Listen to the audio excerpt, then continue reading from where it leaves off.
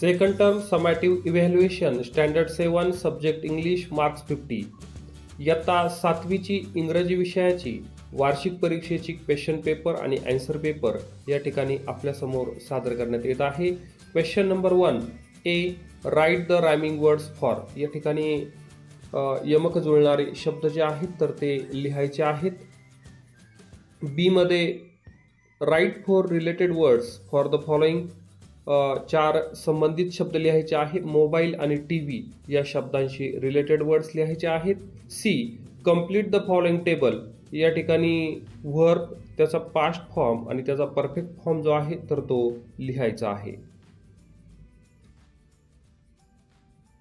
D match the pairs correctly. A group आणि B ग्रुपच्या जोड्या लावायच्या आहेत. Question number 2A complete the one many table. One many table जो आहे तर तो कंप्लीट करायचा आहे. बी मध्ये write words at least 2 that go with the following words. त्यामध्ये गो आणि ओपन या शब्दांशी रिलेटेड वर्ड्स जे आहेत तर ते लिहायचे आहेत. त्यानंतर C choose the correct word in the bracket and rewrite the sentence. त्यानंतर D spot the subjects and objects in the following sentence. दिलेल्या वाक्यांमध्ये सब्जेक्ट म्हणजे कर्ता आणि ऑब्जेक्ट म्हणजे कर्म शोधून लिहायचे आहेत. त्यानंतर question number 2A read the following news and answer the questions. News वाचायची आहे आणि प्रश्नांची उत्तरे जी आहेत तर ती द्यायची आहेत.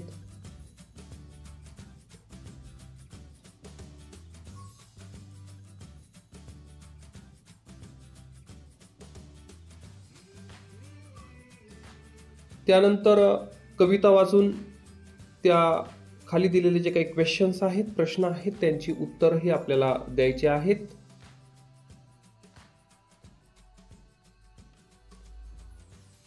त्यानंतर question number 3 answer the following questions any two. कोणत्याही 2 प्रश्नांची उत्तरे या ठिकाणी आपणास लिहावयाची आहेत.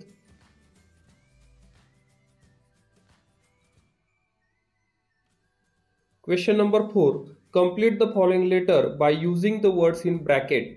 ब्रॅकेटमध्ये दिलेले शब्द वापरून आपल्याला लेटर जे आहेत तर ते पूर्ण करायचं आहे.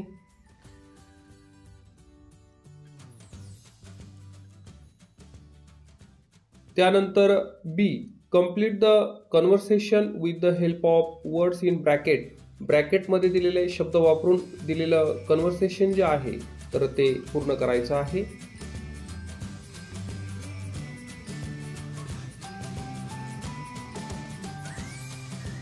त्यानंतर क्वेश्चन नंबर 5 ट्रान्सलेशन. त्यामध्ये 1 translate the following words in good English. शब्दांचं इंग्रजीमध्ये ट्रान्सलेशन भाषांतर करायचं आहे. आणि क्वेश्चन 5 मधला सेकंड दिलेला आहे translate the following sentences in good Marathi mother tongue. दिलेले वाक्य जे आहे तर त्याचं मराठीमध्ये ट्रान्सलेशन करायचं आहे.